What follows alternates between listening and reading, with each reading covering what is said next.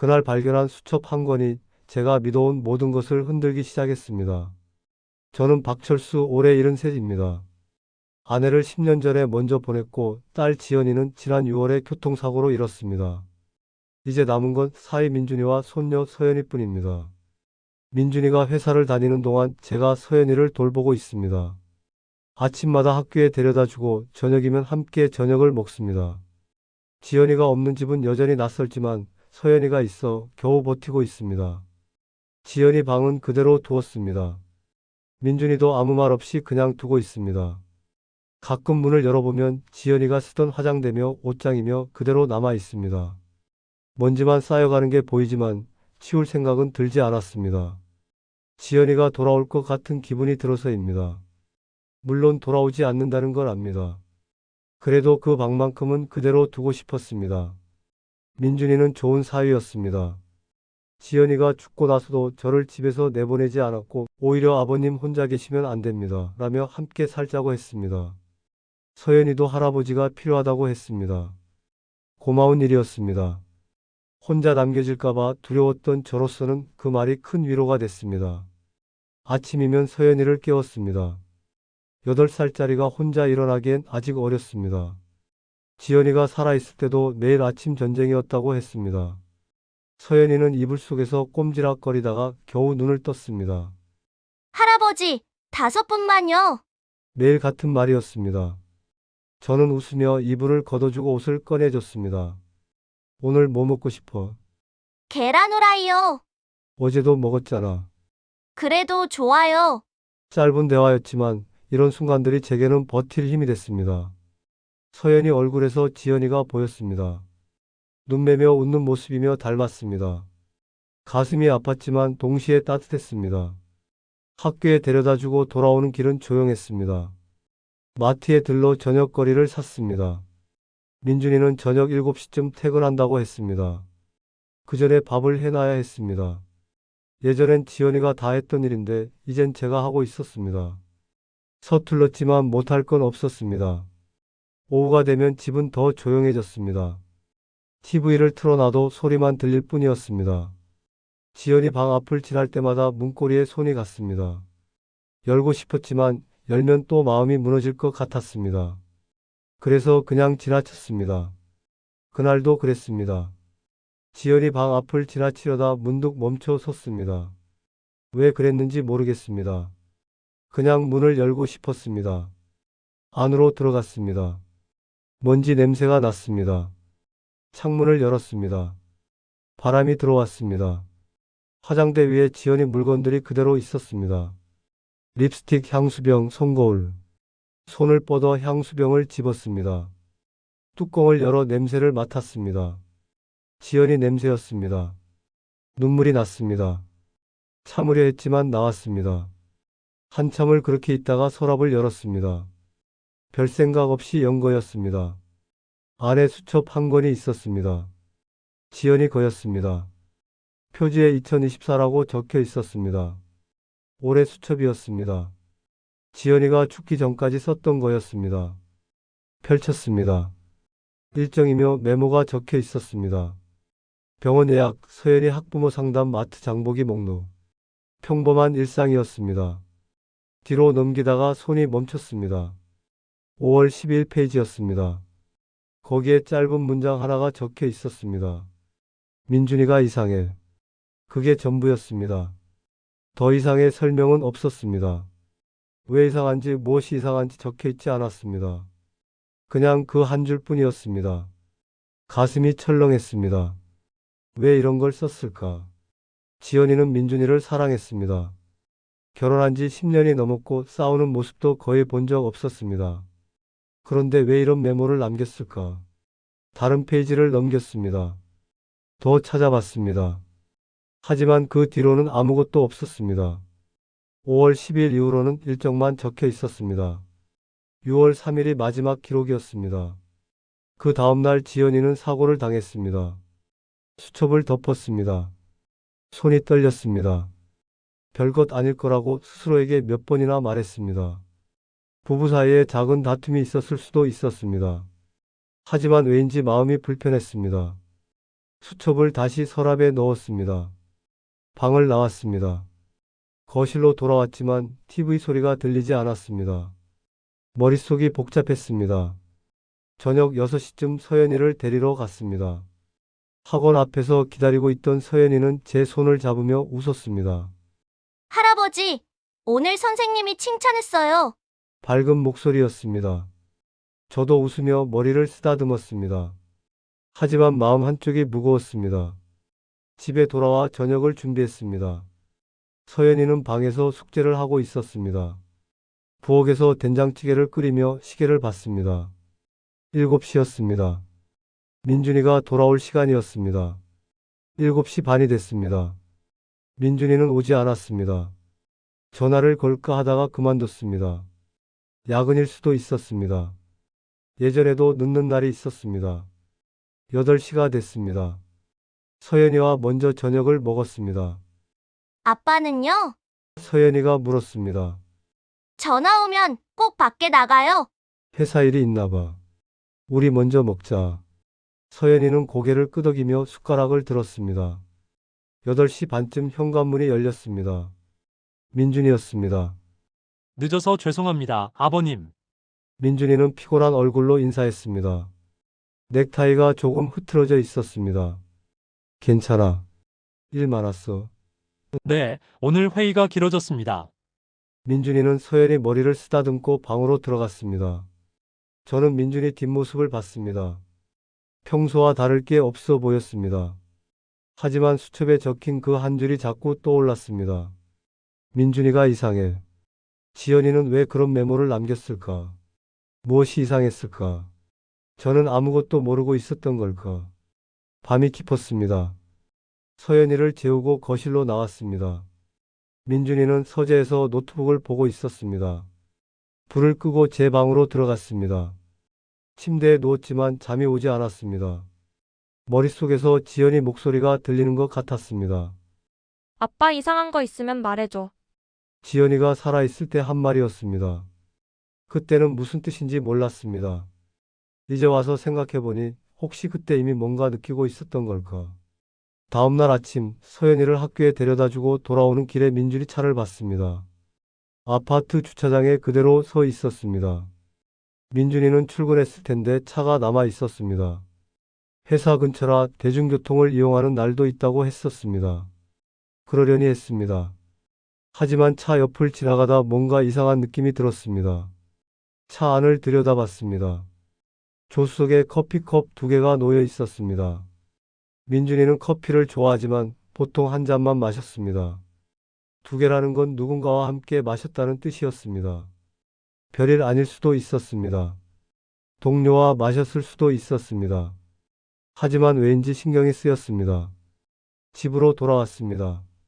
거실 소파에 앉아 멍하니 창밖을 봤습니다. 지연이 얼굴이 떠올랐습니다. 수첩에 적힌 그 문장이 또 떠올랐습니다. 그날 저녁 민준이는 7시 정각에 돌아왔습니다. 오늘은 일찍 끝났습니다. 웃으며 말했습니다. 평소처럼 서연이와 장난치고 저녁을 먹었습니다. 자연스러웠습니다. 하지만 제 눈에는 뭔가 다르게 보이기 시작했습니다. 저녁을 먹고 나서 민준이가 말했습니다. 아버님, 건강검진 받으신 지 오래되셨죠? 응, 작년에 받았어. 올해도 받으셔야 합니다. 제가 병원 예약해 드릴게요. 괜찮아, 내가 할게. 아닙니다. 아버님 건강이 최우선입니다. 요즘은 제가 알아서 하는 게 낫습니다. 그 말이 귓가에 맴돌았습니다. 아버님 건강이 최우선입니다. 좋은 말이었습니다. 고마운 말이었습니다. 하지만 왠지 불편했습니다. 며칠 뒤 민준이는 저를 병원에 데려갔습니다. 검진을 받았습니다. 의사는 건강하십니다. 라고 했습니다. 민준이는 안심한 듯 웃었습니다. 돌아오는 차 안에서 민준이가 말했습니다. 아버님, 요즘 외출 많이 하시죠? 응, 산책 좀 하지. 너무 무리하지 마세요. 넘어지시면 큰일입니다. 그 말도 틀린 말은 아니었습니다. 하지만 왠지 제 행동을 감시하는 것 같았습니다. 일주일쯤 지난 어느 날 저녁 민준이가 평소보다 늦게 들어왔습니다. 8시 반쯤이었습니다. 회의가 길어졌습니다. 라고 했습니다. 하지만 넥타이는 아예 풀려 있었고 와이셔츠 단추도 하나 풀려 있었습니다. 회의만 했다기엔 옷차림이 흐트러져 있었습니다. 제가 뭔가 말하려는 순간 민준이 핸드폰이 울렸습니다. 민준이는 핸드폰을 보더니 잠깐 받겠습니다. 라며 밖으로 나갔습니다. 차고 쪽으로 걸어가 문을 닫는 소리가 들렸습니다. 이상했습니다. 집 안에서 받으면 되는데 왜 밖으로 나갔을까? 궁금했지만 따라가지는 않았습니다. 그냥 거실에 서서 기다렸습니다. 10분쯤 지나 민준이가 돌아왔습니다. 누구 전화였어? 제가 물었습니다. 회사 사람입니다. 짧게 대답했습니다. 더 묻지 않았습니다. 하지만 민준이 얼굴에 뭔가 불편한 기색이 스쳐 지나갔습니다. 그날 밤 잠이 오지 않았습니다. 지연이 수첩이 자꾸 생각났습니다. 민준이가 이상해라는 그 문장이 머릿속에서 맴돌았습니다. 지연이도 이런 걸 느꼈던 걸까? 뭔가 이상하다는 걸 알았지만 확신할 수 없었던 걸까? 저도 지금 그랬습니다. 뭔가 이상하다는 느낌은 들었지만 확실한 건 아무것도 없었습니다. 그냥 느낌일 뿐이었습니다. 민준이를 의심하고 싶지 않았습니다. 지연이 남편이고 서연이 아빠였습니다. 저를 집에 두고 돌봐주는 사람이었습니다. 하지만 지연이 목소리가 들리는 것 같았습니다. 그때도 지금도 정말 이상한 게 맞았던 걸까? 그날 이후로 민준이를 다르게 보게 됐습니다. 의도한 건 아니었습니다. 하지만 자꾸 신경이 쓰였습니다. 민준이가 하는 말 하나하나, 행동 하나하나가 예전과 달라 보였습니다. 어느 날 아침 민준이에게 말했습니다. 민준아, 오늘 은행 좀 같이 가자. 통장 정리 좀 하려고. 민준이는 커피를 마시다 말고 저를 봤습니다. 은행이요? 무슨 일 있으세요? 아니, 그냥 오래돼서. 같이 가면 좋을 것 같아서. 민준이는 잠시 뜸을 들이더니 말했습니다. 아버님, 요즘 은행 업무는 인터넷으로 다 됩니다. 제가 도와드릴게요. 아니야, 직접 가서 확인하고 싶어. 아버님 건강이 최우선입니다. 요즘은 밖에 나가실 일도 줄이시는 게 좋습니다. 은행 일은 제가 알아서 하겠습니다. 또 그 말이었습니다. 좋은 말이었지만 이젠 그 말이 제 행동을 막는 벽처럼 느껴졌습니다. 괜찮아, 나 건강해. 같이 가자. 아버님, 정말 괜찮습니다. 제가 처리하겠습니다. 민준이는 더 이상 말하지 않았습니다.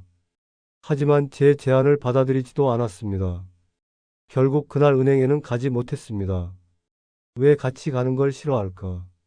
통장 정리쯤이야 함께 가도 되는 일 아닌가? 혹시 제가 모르는 뭔가가 있는 걸까? 이런 생각이 들기 시작했습니다. 며칠 뒤 서연이 책가방을 정리해 주다가 그림 한 장을 발견했습니다. 크레파스로 그린 그림이었습니다. 세 명이 그려져 있었습니다. 한 명은 서연이었고 한 명은 민준이었습니다. 그리고 그 옆에 여자가 한 명 더 그려져 있었습니다. 그림 아래에 글씨가 적혀 있었습니다. 우리 가족. 그리고 여자 그림 옆에 작은 글씨로 새 엄마라고 적혀 있었습니다. 가슴이 철렁했습니다. 새 엄마? 서연이가 왜 이런 그림을 그렸을까? 민준이가 뭔가 말을 한 걸까? 아니면 서연이가 상상으로 그린 걸까? 서연이를 불렀습니다. 서연아, 이 그림 뭐야? 서연이는 그림을 보더니 학교에서 그렸어요 라고 했습니다. 새 엄마는 뭐야? 응. 아빠가 새 엄마 생기면 좋겠다고 했어요. 머리가 멍해졌습니다. 민준이가 서연이한테 그런 말을 했다는 겁니까? 지연이가 죽은 지 겨우 6개월밖에 안 됐는데 언제 그런 말 들었어? 지난주요. 아빠가 자기 전에 얘기했어요. 서연이는 아무렇지 않게 대답했습니다. 아이는 그 말의 의미를 몰랐습니다. 하지만 저는 알았습니다. 민준이가 재혼을 생각하고 있다는 걸. 그날 저녁 민준이가 돌아왔을 때 아무 말도 하지 못했습니다. 뭐라고 물어야 할지 몰랐습니다. 서연이한테 새 엄마 얘기했어. 라고 물으면 민준이는 뭐라고 대답할까? 네, 생각하고 있습니다. 라고 할까? 아니면 서연이가 오해한 겁니다. 라고 할까? 어느 쪽이든 듣고 싶지 않았습니다. 그래서 참았습니다. 그 다음날 민준이 차를 청소하다가 조수석 문을 열었습니다. 바닥에 떨어진 휴지를 줍기 위해서였습니다. 그때 냄새가 났습니다. 향수 냄새였습니다. 여자 향수 냄새였습니다. 지연이가 쓰던 향수가 아니었습니다. 지연이는 은은한 꽃향기 나는 향수를 썼습니다. 하지만 이 냄새는 달랐습니다. 더 진하고 달콤했습니다. 차 안을 살폈습니다. 조수석 시트 틈새에 머리카락 한 올이 끼어 있었습니다. 긴 머리카락이었습니다. 색깔은 갈색이었습니다. 지연이 머리는 검은색이었습니다. 손이 떨렸습니다. 의미를 짐작할 수는 있었지만 아직은 확정할 수 없다고 스스로를 붙잡았습니다. 그것도 조수석에. 차 문을 닫았습니다. 집으로 돌아왔습니다. 소파에 앉았습니다. 머리가 복잡했습니다. 지연이가 죽기도 전부터 그랬던 걸까? 아니면 지연이가 죽고 나서 시작된 걸까? 어느 쪽이든 용서할 수 없었습니다. 하지만 확실한 건 아무것도 없었습니다. 향수 냄새와 머리카락만으로 단정 지을 순 없었습니다. 동료일 수도 있었습니다. 친구일 수도 있었습니다. 그렇게 스스로를 달랬습니다. 하지만 마음 한쪽에서는 이미 알고 있었습니다. 뭔가 잘못됐다는 걸. 일주일쯤 지났을 때 초인종이 울렸습니다. 문을 열자 젊은 여자가 서 있었습니다. 단정한 옷차림에 명찰을 차고 있었습니다. 안녕하세요. 구청 사회복지사 정민아입니다. 독거노인 방문 상담 나왔습니다. 독거노인이요. 전 혼자 안 사는데요. 아, 등록상으로는 단독 세대로 되어 있어서요. 혹시 가족분이 계신가요? 내 사위하고 손녀하고 같이 삽니다. 정민아는 서류를 확인하더니 고개를 갸우뚱했습니다. 이상하네요. 여기 주민등록상으로는 박철수 어르신 혼자만 등록돼 있는데요. 그게 무슨 말입니까? 민준이와 서연이는 당연히 같이 살고 있는데 주민등록이 안 돼 있다는 겁니까? 잠깐만요. 제 방에 가서 서류를 찾았습니다. 주민등록 등본이 어디 있었는지 기억이 안 났습니다. 한참을 뒤지다가 찾았습니다. 펼쳐봤습니다. 정말 제 이름만 적혀 있었습니다. 민준이와 서연이 이름은 없었습니다. 정민아에게 물었습니다. 이게 어떻게 된 겁니까? 가족분들이 전입신고를 안 하신 것 같습니다. 흔한 일은 아니지만 가끔 있습니다. 왜 민준이는 전입신고를 안 한 걸까? 같이 산 지 6개월이 넘었는데 행정상으로는 나는 아직도 혼자 사는 노인이었다. 고의로 안 한 걸까? 아니면 깜빡한 걸까? 정민아는 몇 가지 질문을 더 했습니다. 건강 상태, 생활 패턴, 경제적 어려움 등. 저는 대충 대답했습니다. 머릿속이 복잡해서 집중이 안 됐습니다. 혹시 불편한 점 있으시면 언제든 연락하세요. 정민아는 명함을 주고 갔습니다. 명함을 들고 서 있는데 민준이가 돌아왔습니다. 평소보다 일찍 온 거였습니다. 아버님, 누가 왔었어요? 민준이가 물었습니다. 구청 복지사 왔었어. 무슨 일로요? 독거노인 상담이라고. 민준이 얼굴이 굳었습니다. 뭐라고 하셨어요? 별 얘기 안 했어. 그냥 건강 상태 물어보고 갔어. 다음부터는 그런 사람 오면 문 열어주지 마세요. 왜? 괜히 귀찮게 할 수도 있습니다. 아버님 건강이 최우선인데 스트레스 받으시면 안 됩니다. 또 그 말이었습니다. 하지만 이번엔 다르게 들렸습니다. 제 건강을 걱정하는 게 아니라 외부 사람을 차단하려는 것처럼 들렸습니다. 민준아, 우리 주민등록 왜 안 했어? 민준이는 잠시 멈칫했습니다. 아, 그거요. 제가 깜빡했습니다. 곧 하겠습니다. 너무 쉽게 대답했습니다. 깜빡했다고? 6개월 동안? 말이 안 됐습니다. 그날 밤 민준이는 또 차고로 나갔습니다. 핸드폰을 들고 나가는 게 보였습니다. 이번엔 따라가 봤습니다. 살금살금 차고 쪽으로 걸어갔습니다. 민준이 목소리가 들렸습니다. 응, 조금만 기다려. 서류도 곧 정리될 거야. 아버님, 그냥 계속 같이 있으면 돼. 문제 없어. 서연이도 적응하고 있어. 걱정 마. 누구와 통화하는 겁니까? 무엇을 정리한다는 겁니까? 제가 계속 같이 있으면 된다는 건 무슨 뜻입니까? 더 듣고 싶었지만 민준이가 통화를 끊는 기척이 들렸습니다. 얼른 돌아왔습니다. 거실 소파에 앉았습니다. 심장이 빠르게 뛰었습니다. 민준이가 들어왔습니다. 저를 보더니 아직 안 주무세요? 라고 물었습니다. 응, 잠이 안 와서. 민준이는 고개를 끄덕이고 자기 방으로 들어갔습니다. 다음날 아침 민준이가 출근하고 나서 제 방에서 서류를 찾았습니다. 지연이 보험 관련 서류가 어디 있는지 보고 싶었습니다. 지연이가 죽었을 때 보험금이 나왔다는 얘기를 들었습니다. 민준이가 받았다고 했습니다. 서랍을 뒤졌습니다. 한참을 찾다가 파일 하나를 발견했습니다. 안에 보험 서류가 들어 있었습니다. 펼쳐봤습니다. 계약자는 박지연, 수익자는 김민준으로 돼 있었습니다. 보험금은 2억 원이었습니다. 지급일은 7월 15일이었습니다. 지연이가 죽은 지 한 달 반 뒤였습니다. 그 아래에 다른 서류도 있었습니다. 대출 서류였습니다. 대출 신청인은 박지연이었습니다. 대출 금액은 5천만 원이었습니다. 신청일은 6월 20일이었습니다. 6월 20일. 지연이는 6월 4일에 죽었습니다. 그런데 6월 20일에 대출 신청이 됐다는 겁니까? 죽은 사람 명의로 처리된 서류처럼 보였습니다. 하지만 아직 확인이 필요했습니다. 손에 든 서류가 떨렸습니다. 이게 뭡니까? 민준이가 지연이 명의를 도용한 겁니까? 더 찾아봤습니다. 다른 서류도 있었습니다. 신용카드 내역이었습니다. 지연이 카드였습니다. 사용 내역을 봤습니다. 6월부터 9월까지 매월 계속 사용되고 있었습니다. 지연이는 죽었는데 카드 사용 내역은 멈추지 않고 있었습니다. 이해할 수가 없었습니다. 백화점, 레스토랑, 호텔. 사용처를 보니 전부 고급 장소였습니다. 민준이 혼자 쓴 걸까? 아니면 누군가와 함께 쓴 걸까? 서류를 다시 넣었습니다. 손이 떨려서 제대로 정리가 안 됐습니다. 거실로 나왔습니다. 소파에 주저앉았습니다.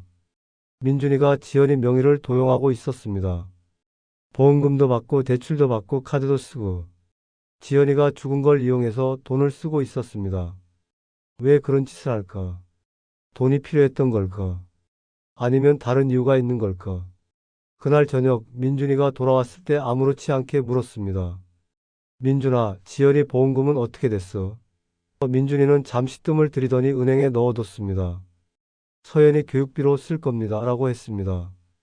얼마나 받았어? 2억 정도 됐습니다. 거짓말은 아니었습니다. 하지만 전부를 말하지도 않았습니다. 대출 얘기도 카드 얘기도 하지 않았습니다. 서연이 교육비로만 쓰는 거야?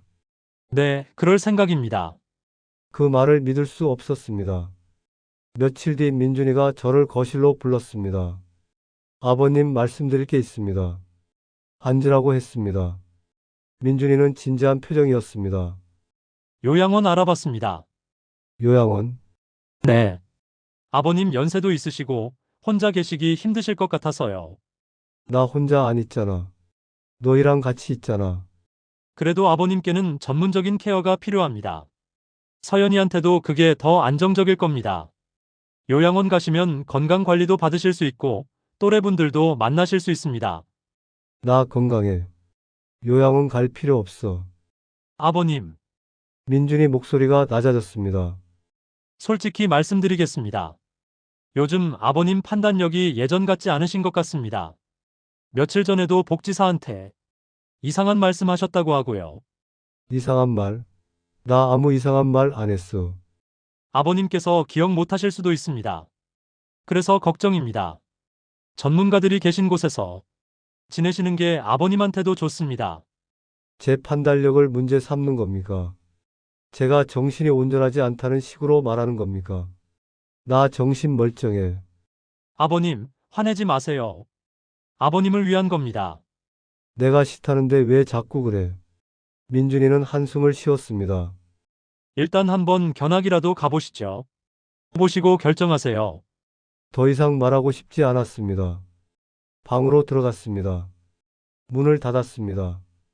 요양원에 보내려는 겁니까? 저를 집에서 내보내려는 겁니까? 왜입니까? 제가 방해되는 겁니까? 아니면 제가 더 알게 되기 전에 나를 이 집에서 떼어내려는 걸까요? 그날 밤 잠을 이룰 수 없었습니다. 민준이가 한 말이 머릿속을 맴돌았습니다. 요양원 판단력 전문적 케어. 저를 제정신이 아닌 사람으로 보이게 만들려는 건지 아직은 확신할 수 없었습니다. 아니면 이미 그렇게 만들어 놓은 겁니까?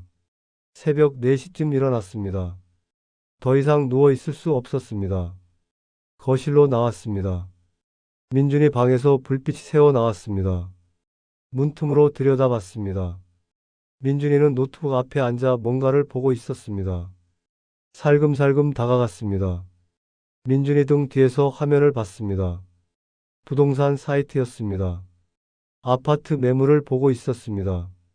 강남 쪽 아파트였습니다. 가격이 10억이 넘었습니다. 왜 아파트를 알아보는 겁니까? 여기를 떠날 생각입니까? 저를 요양원에 보내고 이사갈 생각입니까? 민준이가 화면을 내렸습니다. 그 밑에 다른 창이 열려 있었습니다. 카카오톡이었습니다. 대화 상대 이름은 수진이었습니다. 대화 내용이 보였습니다. 이번 주 토요일에 보자. 서연이도 데리고 갈게. 좋아요. 서연이 만나고 싶었어요. 곧 우리 셋이 함께 살 수 있을 거야. 더 볼 필요는 없었습니다. 화면에 보인 말들만으로도 민준이가 이미 다른 삶을 준비하고 있다는 건 분명해 보였습니다. 서연이까지 데리고 나갈 생각이었습니다. 그럼 저는요? 저는 어떻게 되는 겁니까? 저를 요양원으로 보내고 지연이 돈으로 새 삶을 시작하겠다는 뜻으로밖에 보이지 않았습니다. 뒤로 물러났습니다. 제 방으로 돌아왔습니다. 침대에 앉았습니다. 온몸이 떨렸습니다. 분노 때문인지 두려움 때문인지 알 수 없었습니다. 아침이 됐습니다. 민준이는 평소처럼 출근했습니다. 아버님, 오늘 저녁에 얘기 더 하겠습니다. 요양원 얘기를 계속하겠다는 뜻이었습니다. 민준이가 나간 뒤 제 방에서 서류를 다시 꺼냈습니다. 보험금 서류, 대출 서류, 카드 내역. 전부 사진으로 찍었습니다.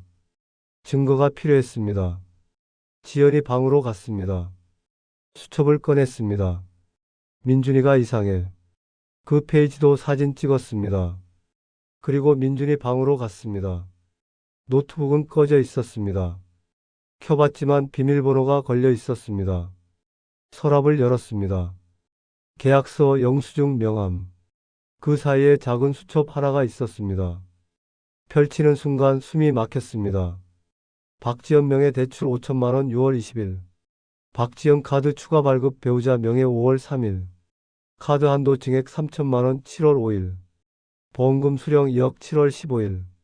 요양원 상담 예약 12월 10일. 그제야 모든 퍼즐이 맞춰졌습니다.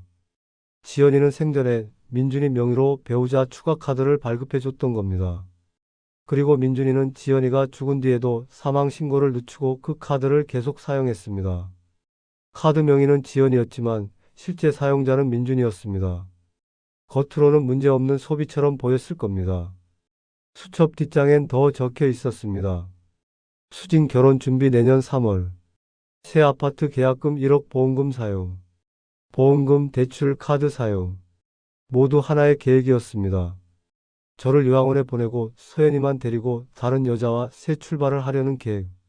손이 떨렸습니다. 분노가 치밀었습니다. 하지만 동시에 분명해졌습니다. 이제 무엇을 해야 하는지. 수첩을 사진 찍고 방을 나왔습니다. 정민아 복지사 명함을 찾아 전화를 걸었습니다. 도움이 필요합니다. 1시간 뒤 정민아가 왔습니다. 제가 모아둔 자료를 모두 보여줬습니다. 그는 잠시 말이 없었습니다. 이건 명백한 명의 도용입니다. 사망 사실을 알면서도 카드와 대출을 사용한 건 사기입니다. 손녀는요? 어르신이 보호하실 수 있습니다. 그 말로 충분했습니다. 경찰서로 갔습니다. 서연이 손을 잡고요. 진술서를 쓰는 동안 손은 떨렸지만 멈추지 않았습니다. 그날 이후 민준이는 경찰에 소환됐고 구속영장이 청구됐다는 연락을 받았습니다. 서연이 양육권은 제게로 왔습니다. 임시가 아니라 법적으로요. 새 집을 구했습니다. 크지 않았지만 충분했습니다. 서연이 이름으로 저축도 해두었습니다. 밤에 서연이를 재우고 지연이 사진을 꺼냈습니다. 늦어서 미안하다. 눈물이 났습니다. 하지만 이제는 말할 수 있었습니다. 시켰다고. 이제야 시작이라고.